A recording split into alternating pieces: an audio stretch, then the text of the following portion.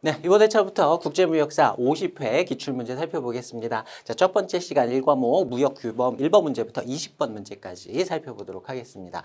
자, 1번 문제입니다. 대무역 법령에서 규정하고 있는 특정 거래 형태 수출입에 대한 설명으로 올바른 것은 물었어요. 자, 그냥 정의에서 나온 거죠. 외국 인수 수입 우리나라에 있는 업체 기준으로 생각하시면 되는 거죠. 그래서 물건을 외국에서 받는다. 근데 대금은 우리나라에서 줘야 되는 거죠. 외국에서 그냥 외국으로 돈을 주고 물건도 외국에서 외국으로 받는다. 그럼 그냥 해외에서 일어나는 거라니까 우리나라 법령으로 참견할 필요가 없는 거예요. 우리나라에서 규정하고 있는 거니까 대금은 우리나라에서 나가는 거고요. 물품은 외국에서 받는 겁니다. 이렇게 위치가 이렇게 싹 바뀌면 되겠죠. 나머지는 동일하고요. 자, 2번 보면 연계무역 나왔어요. 중간에 괄호 한번 쳐보고요. 자, 이런 형태에 의해서 수출 수입이 연계된다. 굉장히 간단하지만 중간에 괄호 안에 이런 형태의 무역 거래들이 들어간다라는 거 다시 한번 살펴보시고요. 2번은 틀린 게 없습니다.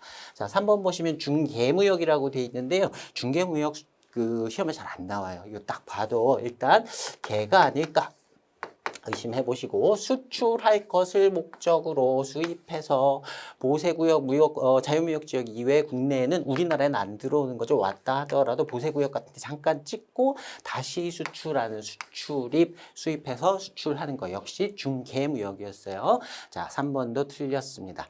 4번 보시면 외국 인도 수출 아까 외국 인수 수입 반대로 생각하시면 되는데 갑자기 뜬금없이 가공임이 나왔네요. 가공임 나오면은 가공무역 생각하시면 돼요. 근데 뭐 지급하는 조건이고 원료를 보내서 수출하고 가공 물품을 다시 받는 이런 형태니까 위탁 수탁 중에 위탁 가공 무역에 대한 설명이죠. 그리고 저기 지금 제가 다른 색깔로 이렇게 표시해 놓은 게 원래 정의에 나와 있는 것에서 약간 변형이 된 거예요. 요거 가지고 보지 마시고요. 여러분 교재에 있는 원래 정의를 다시 한번 살펴보시고 전체적으로 흐름은 비슷한데요. 조금씩 다릅니다. 그래 교재에 있는 걸로 몇 번 더 반복해 보시기 바랍니다. 자, 답은 2번이었어요. 쉬운 문제긴 한데 맞는 것 찾아라 하고 꼼꼼히 읽어야 되기 때문에 시간이 조금 걸리는 문제였습니다.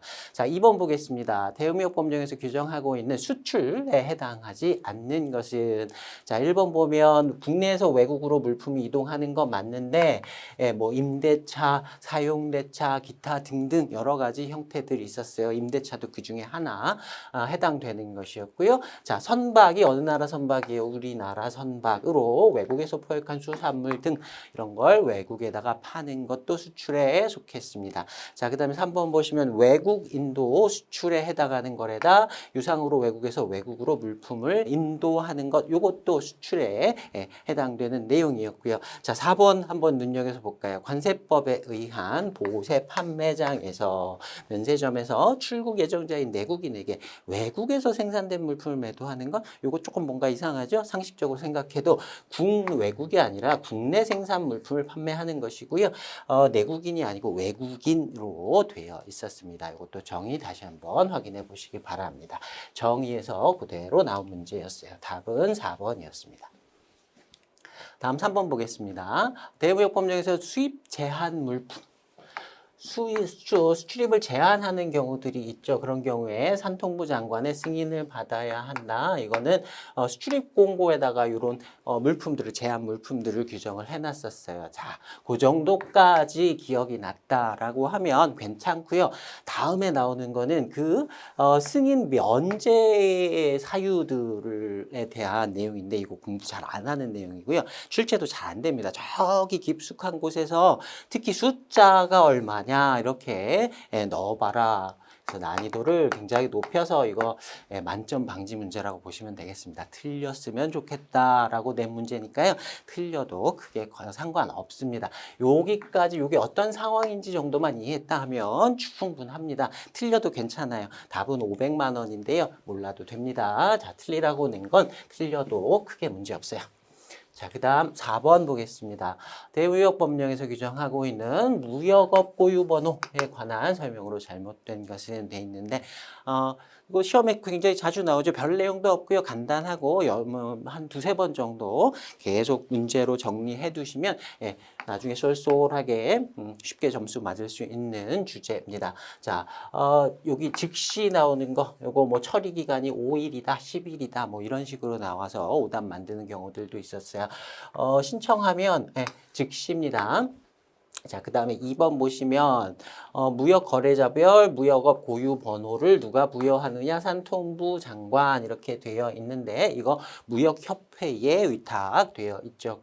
그거까지 다시 한번 챙겨봐 주시고요. 자, 3번 보시면 무역업 고유 번호를 부여받았어요. 그래서 영업을 계속 하고 있었거든요. 근데 회사가 합병 상속 뭐 양수도 사고 팔리고 막 이렇게 돼요. 그럼 그동안 쌓아놓은 그 무역업 고유 번호에 쌓아놓은 그런 실적들은 어떻게 되느냐? 승계 신청하면 된다 그랬어요. 승계가 불가능하다라고 했으니까 간단하게 오답 찾아내실 수 있고요. 그 다음에 신청 방법입니다. 여러 가지 방법으로 할 수 있다. EDI로만 해야 되는 것은 아니었습니다. 자, 여기서 말씀드린 대로 산통부 장관이 주체지만 실제로 위탁은 무역협회에 위탁되어 있다. 이거까지 연결해 보겠습니다. 자, 그래서 답은 3번이었고요. 다음 5번 넘어가겠습니다. 대우무역법령에서 규정하고 있는 수출 실적 한 문제씩은 꼭 나오죠. 인정 범위, 인정 금액에 대한 설명으로 잘못된 것은 물었어요. 자, 외국 인도 수출하고 위탁 가공 무역이 같이 묶여 있는데 외국환 은행의 입금액이 인정 금액이다. 요거는 외국 인도 수출에 대한 얘기였고요. 위탁 가공 무역은 그 외국 인도 수출의 세부 형태라고 볼 수도 있어요. 자, 그 경우는 가득액을 수출 실적으로 인정해 준다. 판매액에서 실제 얼마 받고 팔았느냐, 거기에 원가가 얼마 들어갔느냐, 원자재 수출 그리고 가공임 들어간 금액을 빼야 됩니다. 그러니까 둘 다 합쳐서 입금액이라 그랬으니까 이거 1번은 틀렸어요. 자, 그 다음에 2번 보시면 산통부 장관이 지정하는 생산자에게 수출 물품 포장용 골판지 상자의 공급은 수출 실적 인정 범위에 해당한다. 요거는 답이 1번이었는데요. 이게 살짝 오류가 있습니다. 산통부 장관이 지정하는 생산자의 수출 물품 포장용 골판지 상자 박스를 굉장히 많이 좀 쓰겠죠. 그게 지정해 놓은 업체에서 국내 수출하는 업체한테 이렇게 박스 공급하는 거 이것도 수출 실적으로 인정을 해준다라고 되어 있어요. 원래 정의는 의로 되어 있습니다. 근데 지금 시험에서는 애계라고 해서 이게 방향이 좀 바뀌었는데 요거는 이의 제기를 제대로 했다고 하면 아마 복수 정답이 됐을 수도 있을 것 같아요. 근데 그냥 넘어갔어요. 이게 오류가 없는 거 아닙니다. 생산자의라고 바꿔 놓으시고 이렇게 정리하셔야 돼요. 여러분 교재에도 이렇게 되어 있을 겁니다. 요거는 이의 신청이 받아들여지지 뭐 제대로 이의 신청이 되지 않아서 그냥 슬쩍 넘어간 경우다 이렇게 생각하시면 되겠습니다. 오류가 있습니다. 이것도.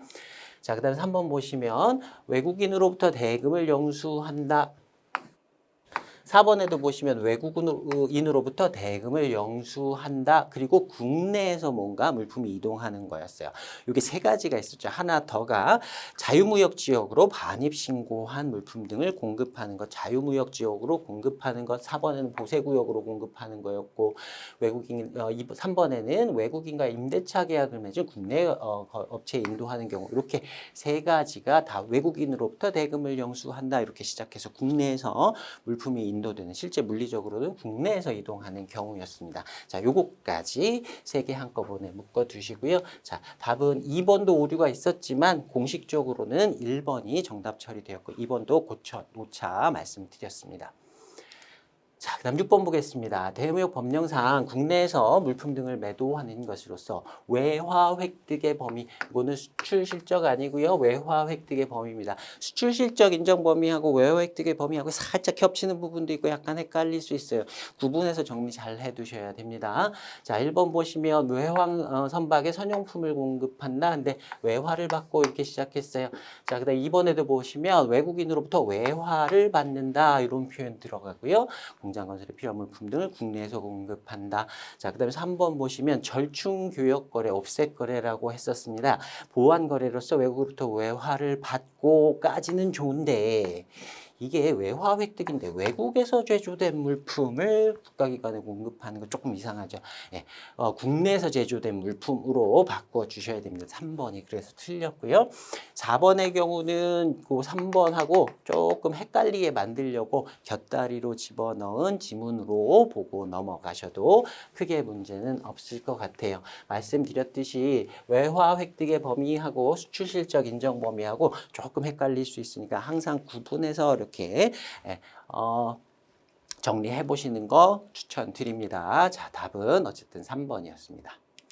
다음 7번 보겠습니다. 대무역법규상 거래 상황이 다음과 같은 경우 수출실적 인정금액으로 올바른 것은 수출실적 인정금액 또 나왔는데요.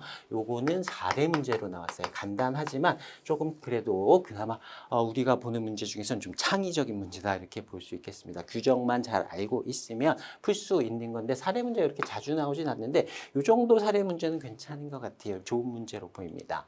자, 중개무역 보면 중개무역의 수출실적 인정금액 가득액이라는 개념이 있었어요.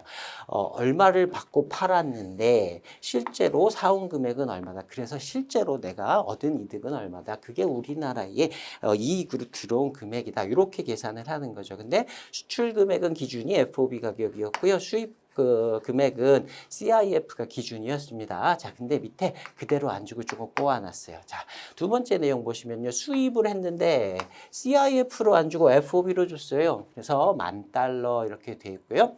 운송료가 $500가 들었답니다. 그러면 FOB 가격에다가 운송료 더하면 CIF 가격에 가까워지는 거죠. 근데 적하보험, 보험은 비부보 보험은 안 들었대요. 그러니까 여기서 그냥 끝나는 겁니다.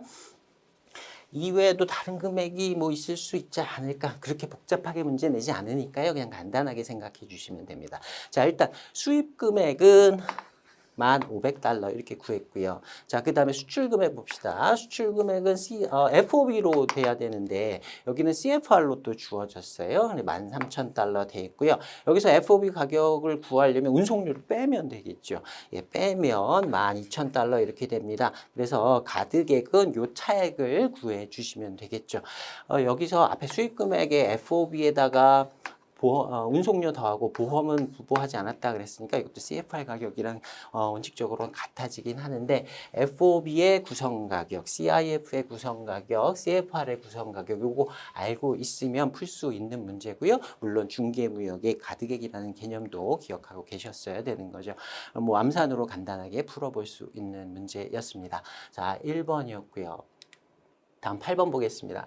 대우무역법령에서 규정하고 있는 전략물자 수출입에 관한 설명으로 잘못된 것은 물었습니다. 자, 미리 말씀드리면 요건 난이도가 조금 높은 문제다. 그래서 혹시 틀렸다라고 해도 크게 걱정하실 필요는 없는 문제다 보고 넘어가겠습니다. 자, 1번 보면 전략물자 무역거래자는 산통부 장관이 고시하는 교육을 이수한 경우에는 수출허가 상하가 없이 수출할 수 있다. 이런 규정 없습니다. 자, 이런 경우에는요. 자가 판정할 수 있는 업체로 인정을 해줍니다. 자가 판정이라는 개념 우리 교재에서 한번 보신 적 있을 거예요. 교육받으면 자가 판정할 수 있는 업체가 될 수 있다. 그 정도 혜택을 준다. 자, 그 다음에 동그라미 2번 보시면요. 이동중지 명령의 개념 알고 계시면 될 것 같아요. 문구 그대로 외우실 필요는 없고요. 전체적인 뜻 정도만 기억해 두셔도 괜찮을 것 같습니다. 자, 그 다음에 3번 보면요. 산통부 장관은 전략물자에 대해 수출허가를 받지 않고 수출하거나 수출신고한 자에게 3년 이내에 조금 헷갈릴 수 있는데요. 숫자 일부러 그렇게 해서 헷갈리라고 넣어둔 것 같아요. 수출입을 제한할 수 있다라는 제재 규정이 있었고요.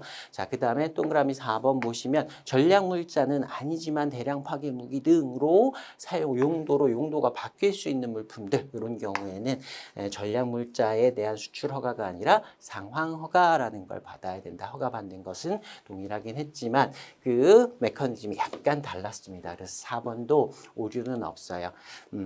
그리고 여기 이제 3년 이렇게 숫자 나왔잖아요. 나중에 이거 시험 보러 가시기 전에 전략물자 관련해서 이 숫자들도 간간히 시험에 나오니까요. 정리해 두시기 바랍니다. 1년짜리가 2개 있었고요. 2년짜리도 하나 있고요. 전체 이 전략물자와 관련된 서류 보관 기간은 5년의 범위 이렇게 되어 있었습니다. 그래서 1, 2, 3, 5 이렇게 숫자가 나오는 거 정리해 두셨다가 기억이 잘 안 나면 따로 정리해 두셨다가 시험 보러 들어가기 바로 전에 보는 것들 그렇게 정리해 그런 메모로 정리해 두시면 좋을 것 같아요. 자, 그래서 답은 1번이었습니다.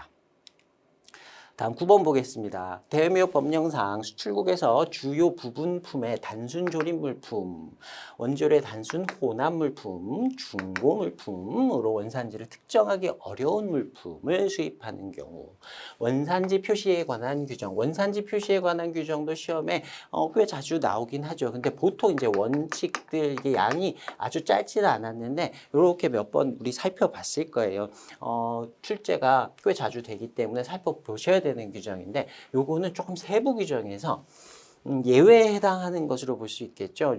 이런 물품들에 대한 원산지 표시를 어떻게 해야 하느냐 표시 방법에 대한 문제가 괄호로 이렇게 나왔는데요. 자, 요거 일단 암기가 안 되어 있다라고 하시는 분들도 꽤 많을 거예요. 여기까지 암기하셨으면 굉장히 속속들이 부분까지 다 암기를 꼼꼼하게 하신 거라고 볼 수 있습니다. 자, 근데요, 이 문제는 완전히 틀려라라고 낸 건 아닌 것 같아요. 어느 정도 눈치로 답을 맞출 수 있게 이렇게 좀 만들어 뒀습니다. 자, 일단 중고 물품부터 볼게요. 중고인데 from 뭐 나라 이름을 쓰고 어디에서 수입한 물건이다라고 표시를 할까? licensed 이런 건 안 들어갈 것 같죠. 디자인? 예, 중고 물품인데 뭐 디자인 뭐 이런 얘기 안 들어갈 것 같아요. 임포트, 이건 괜찮을 것 같고요. 피니시드인데 뭐 이것도 아닐 것 같긴 한데 포장을 피니시 했다는 얘기일까? 뭐 요거는 일단 체크하고 넘어가겠습니다. 자, 일단 눈치로 봤을 때 임포티드가 가장 유력해 보이긴 해요. 자, 그 다음에 단순 조립 물품 한번 볼게요. 단순 조립을 했는데 일단 1번, 4번 제외하겠습니다. 여기서 뺐으니까. organized, 구성을 했다. 라이센스는 아닌 것 같죠. 조립을 했으니까. organize 요게 맞을 것 같아요. 2번이 점점 더 유력해지고 있어요. 자, 그 다음에 단순 혼합 물품이에요. 여러 국가의 물품들을 하나의 국가에서 수입을 해가지고 세트로 만드는 이런 상황 생각해 보시면 되겠습니다. 그런 경우는 믹스 쓰면 될 것 같지요. 예, 실제로 답은 2번이었습니다. 그래서 다시 한번 말씀드리지만 요거는 조금 세부 규정에서 예외의 내용들을 출제를 하긴 했지만 가끔 이런 문제들이 있어요. 그냥 나 이거 암기 안 했어. 그냥 넘어가는 분들 시간 요거 체크해 두셨다가 나중에 시간 조금 남잖아요. 그러면 이런 것도 한번 들여다보세요. 조합상 어느 정도 이렇게 눈치로 맞출 수 있는 문제들이 가끔 나오기도 합니다. 확률이 아주 없진 않아요. 그러니까 이런 것도 완전히 포기하진 마시고 나중에 시간 남을 때 뒤로 밀어놨다가 시간 남을 때 이렇게 좀 조합을 해보시기 바랍니다. 그 정도로 접근해도 크게 무리는 없지 않나 생각됩니다. 자, 그 다음 10번 보겠습니다. 대외무역법령에서 규정하고 있는 수입수량 제한 조치에 관한 설명으로 잘못된 것은 물었어요.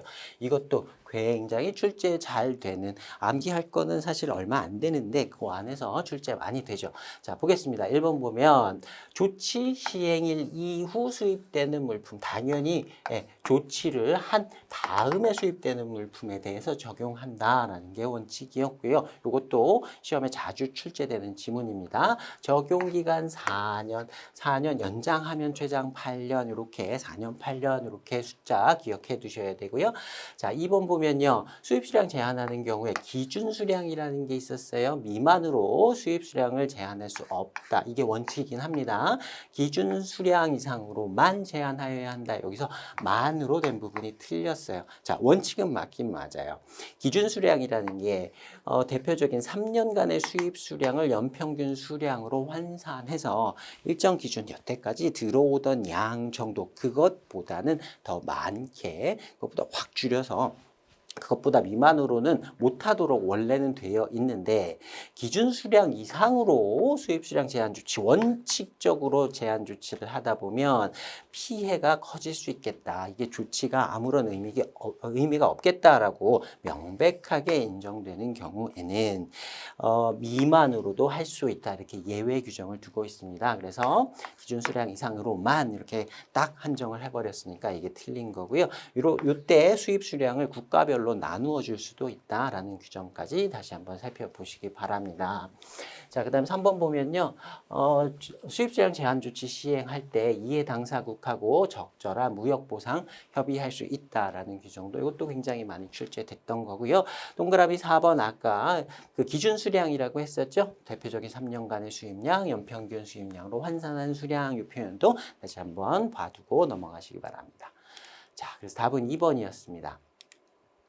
다음 11번 보겠습니다. 대외무역법령에서 산통부 장관이 무역거래자에게 수출하는 물품 등의 가격, 수량, 품질, 그 밖의 거래 조건, 대상 지역 등에 관하여 필요한 조정을 명할 수 있는 경우, 자, 원칙적으로 가격 얼마 받든 얼마를 수출하건 어디다 수출하건 그냥 자율적으로 맡겨두는 게 원칙인데요. 이건 아주 특별한 상황에 조정을 명할 수 있는 경우들을 규정해 놓고 있습니다. 요것도 난이도가 조금 높은 세부 규정에서 끌고 와서 그것도 좀 틀렸으면 좋겠다라고 출제한 문제로 보시면 되겠습니다. 이번 회차에 조금 틀렸으면 좋겠다라는 뉘앙스를 가진 문제들이 조금 나와요. 당황 안 하셔도 됩니다. 다 전체적인 평균 점수는 맞춰야 되기 때문에 여기에서 이런 문제가 많이 나왔다 그러면 다른 과목에서 이런 문제들이 좀 비율이 적고요. 다른 과목에서 좀 점수를 많이 낼 수 있도록 만들어 주니까 크게 걱정 안 하셔도 됩니다. 난이도가 너무 높은데 그러면서 너무 거기에 매몰돼서 시험 제대로 못 보고 이렇게 하시면 안 되고요. 멘탈 잘 잡으시면 됩니다. 구멍은 있습니다. 솟아날 구멍은 반드시 있습니다. 자, 요것도 A, B, C, D 이렇게 되어 있는데요. 다 맞습니다. 이거 세부 규정에서 갖고 나온 거라서 암기가 안 됐을 수 있는데 그게 오히려 정상적인 거라고 볼 수 있어요. 이거 다 암기하고 계신 분들은 정말 꼼꼼하게 준비 많이 하신 분들이라고 볼 수 있고요. 자, 답은 전부 다였는데 요거 암기 안 하셔도 될 정도의 틀려라 하는 난이도 문제로 보고 넘어가겠습니다. 자, 그 다음에 12번 보면요. 내국신용장 구매 확인서 비교 문제들 가끔 나오죠. 자, 올바른 것을 모두 기재한 것을 물었습니다. 자, A부터 보면 관련된 법규는 구매 확인서 먼저 볼게요. 대외무역법에 이 규정이 들어있어요. 근데 내국신용장의 경우에는 대외무역법에 이거 없고요. 한국은행에서 자체적으로 운영하는 운용세칙에 따라서 운영을 하고 있습니다. 자, 중간에 나오는 거 한 두어 번만 읽어보시고 눈에 익혀두시면 되고요. 요거를 바꿔가지고 이제 중간에 문구를 바꾸는 이런 문제는 나온 적은 없어요. 그러니까 한국은행의 운용세칙인데 중간에 조금 길게 이런 말들이 붙어 있었다라는 정도까지만 보셔도 크게 문제 없습니다. 자, 그 다음에 지급보증 볼게요. 내국신용장도 신용장이니까 은행이 대금 지급을 보증합니다. 근데 구매 확인서는 그 국내 거래를 하는 당사자들끼리 서로 그냥 송금을 하든 뭘 하든 서로 주고받는 거예요. 은행에서 돈 주고받는 것은 확인만 하지 그 금액이 얼마였는지 이거 수출 실적 같은 데 반영하기 위해서 그것만 보는 것이지 지급 보증을 하진 않습니다. 자, 신용장의 경우에만 지급 보증이 붙어 있다.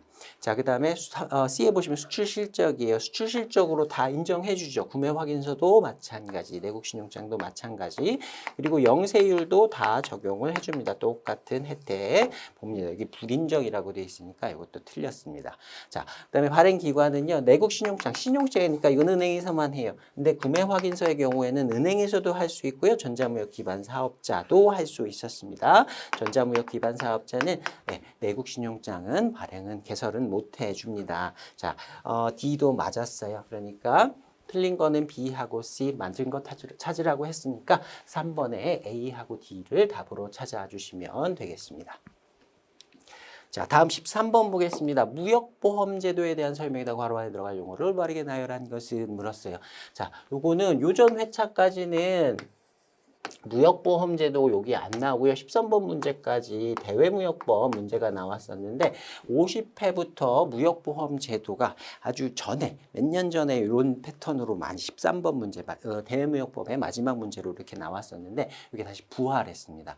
뭐 근데 내용은 우리가 다 공부를 했던 내용이고 어느 과목에 나올 거냐 이게 결제 쪽에 나올 거냐 뭐 앞에 1과목 쪽에 나올 거냐 요 차이만 있는 거니까요. 이런 형태로도 나올 수 있다. 이전 기출 문제들 보면 이런 패턴 좀 보실 수 있을 겁니다. 자, 볼게요. 첫 번째 문장 보면 수출보험은 뭐 이렇게 나와 있는데 A와 B를 제거한다. 그래서 안정적으로 수출을 촉진하고 도모하기 위한 비영리 정책보험 제도다. 근데 설명이 좀 짧아요. 그래서 여기에는 뭐가 들어갈지 확정을 하기가 지금 조금 어렵습니다. 더 읽어봐야 될 것 같아요. 근데 C 보니까 C에서 취급한다. 그래, 무역보험 제도는 무역보험공사에서 K슈어라고 하는 무역보험공사에서 주관을 하고 있었다. 요거 확실히 기억나셔야 되고요. 그러니까 일단 지워보겠습니다. 1번하고 4번은 지워지네요. 자, 그 다음에 A 다시 볼게요. A는 수입국에 관련된 위험이래요. 근데 전쟁, 내란, 혁명 등으로 인한 수출불능, 수출대금 회수 불능 위험을 의미한다라고 했어요. 그러니까 이건 일반적인 신용위험보다는 비상위험에 대한 설명에 가깝다라고 볼 수 있겠죠. 그래서 앞에 C에서 골라놓은 거하고 동일하게 일단 1번하고 4번은 제외가 됐습니다. 자, B만 찾아보면 되겠네요. B 보면 수입자에 관련된 위험이래요. 그리고 수입자 또는 SE개설 은행의 파산, 지급불능, 지급거절 등으로 인한 수출대금 미회수 위험이래요. 이거 신용위험에 대한 얘기죠. 기업위험이라는 거 우리 공부 안 했습니다. 자, 그래서 조합상 이렇게 쭉 보니까 답은 2번이 됩니다.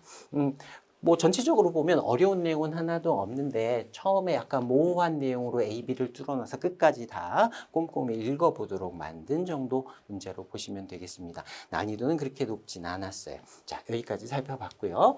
자, 답은 2번이었고 다음 14번 여기서부터 이제 관세법 문제 보도록 하겠습니다. 자, 보시면 관세법령 및 협정에서 규정하고 있는 품목분류 체계 및 심사 신청에 대한 설명으로 올바른 것을 물었어요. 자, 동그라미 1번 보시면 품목분류 사전 심사 결과 유효 기간은 통지를 받은 날부터 3년이다. 이게 이전 규정에는 3년으로 돼 있었는데 최근에 다시 변경되기까지 누군가 이제 품목분류 사전 심사를 신청했어요. 그래서 정해줬거든요. 전에는 그걸 3년 동안 쓸 수 있도록 만들어놨었는데 개정되어서 이후에 누군가 다른 사람이 사전 심사를 다시 신청해서 HS 코드가 변경되기 전까지는 그냥 계속 쭉 쓸 수 있도록 만들어 놨습니다. 요거 이전 옛날 기출 문제들 보시면 3년 이렇게 된 것들 보실 수 있을 거예요. 근데 규정이 바뀌어 가지고요. 다시 변경되기 전으로 바뀌어 있습니다. 옛날 기출 문제에 3년이 정답으로 되어 있는 거 있을 수 있습니다. 자, 그다음 2번 보시면요. 품목분류 사전 심사 신청을 할 수 있는 자는 물품을 수출입하려는 자, 수출할 물품의 제조자, 그다음에 관세사, 관세법인 동일한 걸로 보시면 되고요. 통관 취급법인까지도 같이 보셔도 돼요. 관세사가 일하는 형태가 관세법인에서 일할 수도 있고 통관 취급법인에서 일할 수도 있어요. 한꺼번에 묶어두시면 되고요. 네, 뜬금없이 변호사가 나왔습니다. 이렇게 올바른 것 묻는 문제니까 오답을 만들려고 하신 것 같긴 한데 조금 뭐 뜬금없이 변호사가 갑자기 나왔어요. 변호사는 불복 신청할 때 변호사가 할 수 있다라는 규정이 있었습니다. 변호사가 틀렸습니다. 그리고요, 전액 기출 문제에서 수입할 물품의 수입자 뭐 이렇게 해가지고 조금 치사하게 말장난을 한 경우도 있었으니까 이것도 한번 눈여겨보시기 바랍니다. 자, 그 다음에 동그라미 3번 보시면 GRI 얘기가 나오네요. GRI는 관세유표 전반에 걸쳐 적용해야 될 일반 원칙이다 라고 했고요. 모든 물품은 하나의 호에 분류되어야 한다. 요거를 일물, 하나의 물건은 한 곳에 일처에 분류되어야 한다는 일물일처의 원칙이라는 거 보신 적 있을 거예요. 근데 예외적으로 두 개의 호에 분류되는 거 그런 거 없습니다. 두 개의 호에 분류해버리면 요건도 달라지고요. 관세율도 달라지고 다 달라지는데 그런 건 없습니다. 자, 3번 틀렸고요. 이렇게 없는 말을 만들어내면 난생 처음 듣는 말이기 때문에 좀 헷갈릴 수 있습니다. 이런 것들 주의하시고요. 자, 4번 보시면 HTS 협약에 의해서 부여되는 코드는 6 10단위, 6단위 소호까지 6자리까지 협약에 의해서 부여가 되고 이게 HS 협약에 가입되어 있는 국가들에서는 공통적으로 국제 공통으로 사용하고 있죠. 그리고 이 밑에 단위는 그냥 써도 되고 더 세부적으로 만들어 써도 된다. 우리나라는 HSK에서 10단위를 사용하고 있다. 뭐 8단위 쓰는 나라도 있고 12단위 쓰는 나라도 있고 나라마다 좀 다르다. 6단위까지는 공통이다. 요거는 꼭 보고 넘어가셔야 되죠. 자, 그래서 답은 틀린 게 없는 건 4번이었습니다. 자, 그 다음 15번 보겠습니다. 관세법상 관세에 납부기 관련된 문제예요. 자, 잘못된 것은 물었어요. 동그라미 1번 보시면 수입 신고를 할 때 세관장에게 관세 납부에 관한 신고를 했다. 그러면 이거는 신고 납부 한 경우 원칙이 적용되는 경우죠. 납세 신고 수리일로부터 15일 이내 수입 신고를 할 때 가격에 관한 신고를 해야 한다. 그래서 그 가격에 관한 신고할 때 납세 신고 수리일 이거는 수입 신고 수리일하고 같은 의미로 보셔도 되는 거죠. 수리일로부터 15일이었습니다. 자, 그다음에 동그라미 2번에 신고 납부가 아니라 부가고지 방식인 경우에는 납부 고지를 받은 날부터 15일 숫자는 동일했어요. 자, 그다음에 동그라미 3번 보시면 수입 신고 전에 즉시 반출 신고를 한 경우 이것도 15일은 맞는데 즉시 반출 신고일이 아니라 수입 신고일로부터 15일이었습니다. 수입 신고 수리일 아니고요. 그냥 수입 신고일입니다. 즉시 반출 신고를 하면 10일 이내에 수입 신고하도록 되어 있었고요. 수입 신고를 하고 나면 수리가 됐는지 여부 관계없이 수입 신고를 한 날부터 15일 이내에 납부하도록 되어 있었어요. 15일, 15일, 15일은 같은데 기준이 되는 기산점이 달랐습니다. 기본적으로 정리해야 되는 내용이고요. 자, 그 다음에 동그라미 4번은 틀린 게 없습니다. 그래서 동일한 달. 납부기한이 동일한 달에 속한다라고 하면 그 달에 말일까지 한꺼번에 납부할 수 있게 하는 제도, 월별 납부 제도라고 했었죠. 그래서 납기가 동일한 달입니다. 뭐 수입신고 수리일이 동일한 달 이렇게 바꿔놓으면 오답이고요. 납부기한이 동일한 달에 속한다면 그 달 말일까지 한꺼번에 납부할 수 있도록 하는 제도였습니다.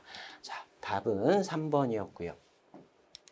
다음 16번 보겠습니다. 주식회사 키타의 수입물품 반입 현황이 다음과 같은 경우 관세법상 수입신고 시 과세물건의 수량, 관세율 올바르게 짝지어진 것은 그래서 사례 문제가 주어졌습니다. 자, 첫 번째 거 보시면요. 키타는 베트남 A사에 모자 10,000개를 발주 주문을 했대요. 그래서 발주한 물품이 21년 12월 20일에 부산항에 입항을 했다. 도착했답니다. 12월 20일에 입항했어요. 자, 그 다음 두 번째 보면요. 모자가 12월 23일에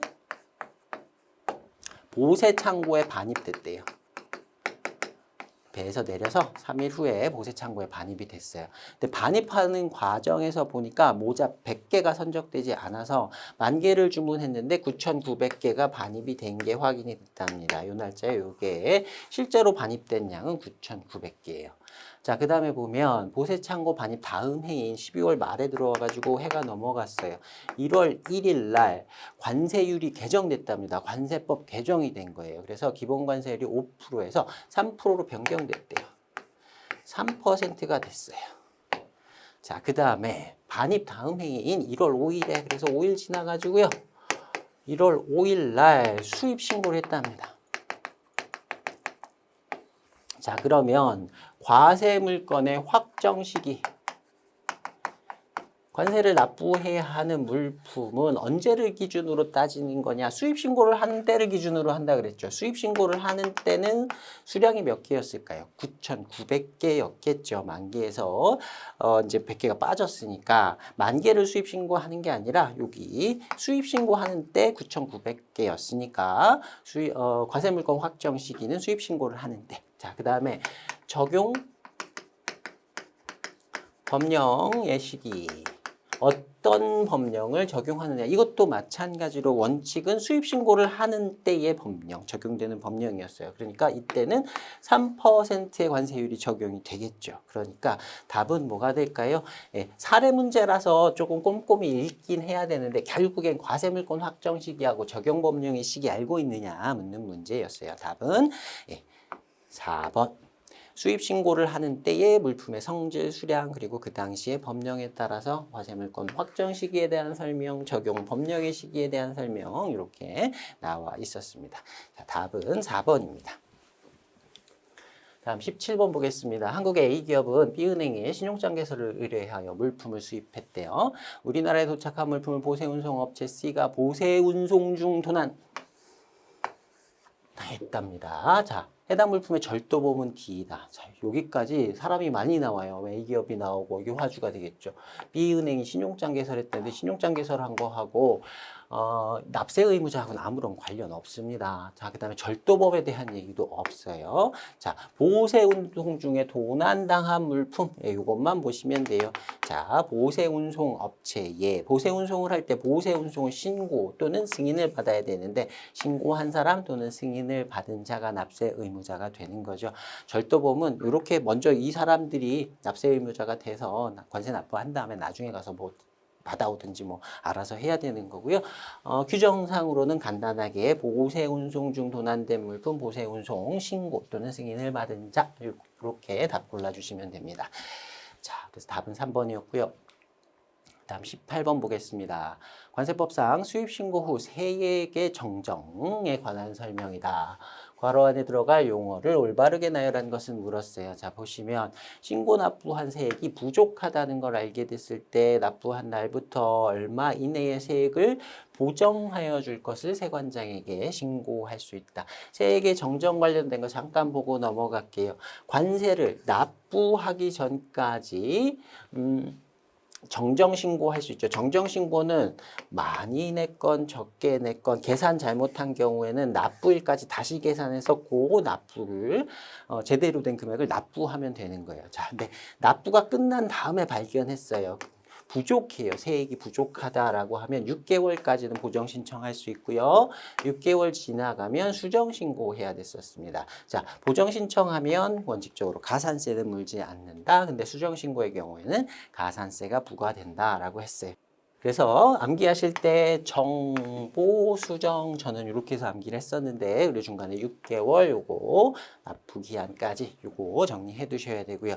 만약 이건 부족세액의 경우였고 정정신고는 많이 내거나 많이 계산하거나 적게 계산하거나 관계없이 다 적용이 돼 납부하기 전이니까 다 적용이 되는 거였고 과오납 많이 냈거나 잘못 낸 경우에는 세관장에게 이거 경정해 주세요 청구해서 돌려달라고 요청해서 받으면 되는 거죠. 그런 경우에는 경정 청구할 수 있다. 요거는 납부한 다음부터 그 환급 청구권이 살아있는 5년 내에는 다 경정 청구가 가능했었습니다. 자, 그래서 다시 돌아와서 첫 번째 A에 들어갈 것은 12가 아니겠죠. 6개월까지 보정 신청이 가능하다. 자, 그 다음에 두 번째 보시면요. 보정 신청 기간이 경과했대요. 신고 납부한 세액에 부족이 있으면 아까 방금 봤던 대로 수정 신고할 수 있다. 자, 근데 수정 신고할 때는 가산세 붙는다 그랬어요. 자, 기본적으로 부족 세액의 10%가 들어간다. 근데 부당한 방법 이거 실수가 아니라 일부러 그랬다라고 한다면 40%가 가산세로 부과가 된다라는 것까지 다시 살펴보셔야 되는 거고요. 자, 그리고 최근에 개정된 규정인데요. 납부 지연 가산세라는 게 있었어요. 납부를 원래 그 기한까지 안 했으면 이자 개념으로 받는 건데 납부 기한 다음 날부터 납부일까지 1일 10만 분의 20입니다. 이게 최근에 개정이 됐고요. 이전엔 25였어요. 그래서 이전 문제는 25로 되어 있는 것도 있을 거예요. 개정된 지 얼마 안 됐기 때문에 이것도 좀 기억을 해두시고 대비를 해두시는 게 좋겠습니다. 자, 그래서 답은 조합상 1번이 되고요. 다음 19번 보겠습니다. 중국으로부터 수입하는 물품에 대한 관세율이 아래와 같다라고 돼 있어요. 그리고 과세 가격은 100만 원이다라고 주어졌네요.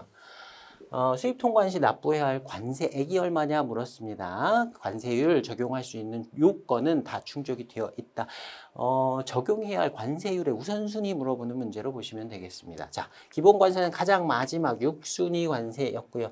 WTO 양어 관세는 2순위 관세율이었습니다.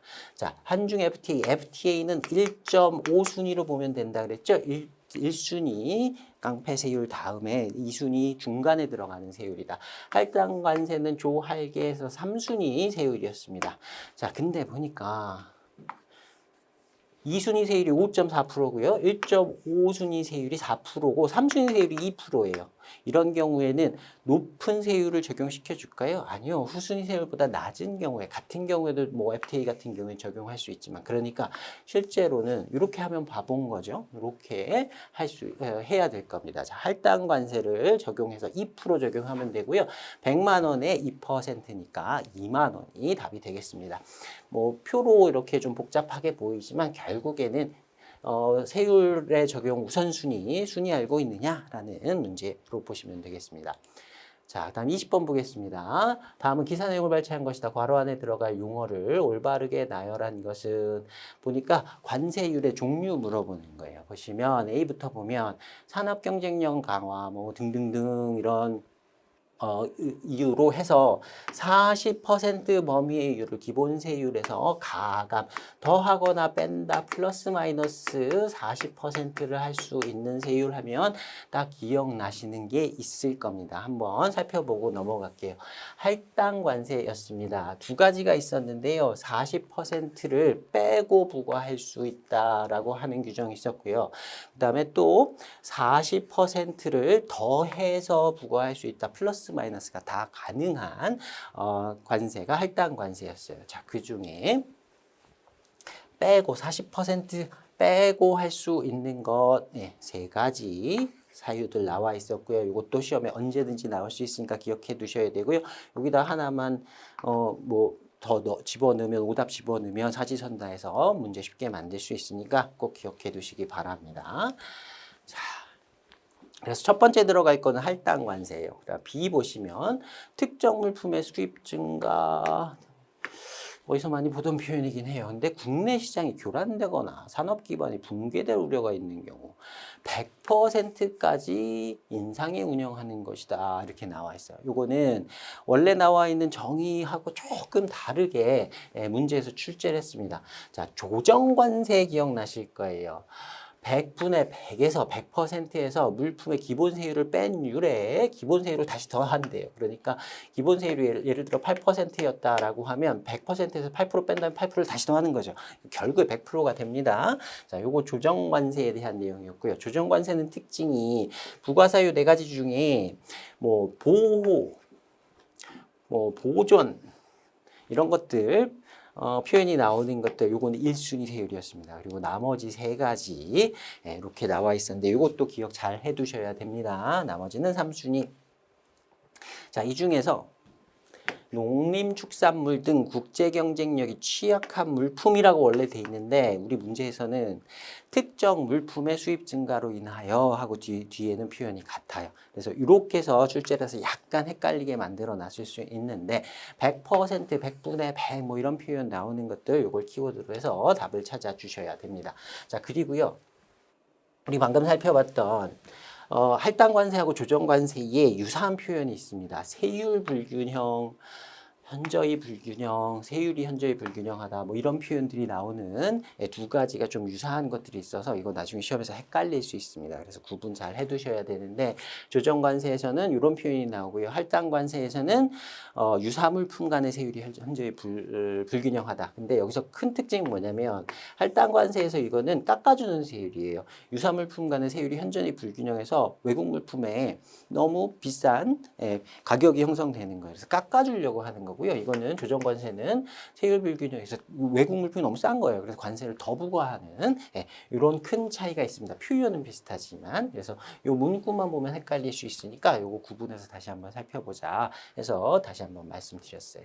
자, 그래서 답은 2번에 할당관세, 조정관세 이렇게 두 가지가 들어가면 되는 거고요. 자, 앞에서 말씀드렸듯이 특정 물품의 수입 증가라는 게 원래 표현은 이게 아니었다라는 것까지 봐주시면 좋겠습니다. 자, 여기까지 해서 이번 회차 마무리하도록 하겠습니다. 수고 많으셨습니다.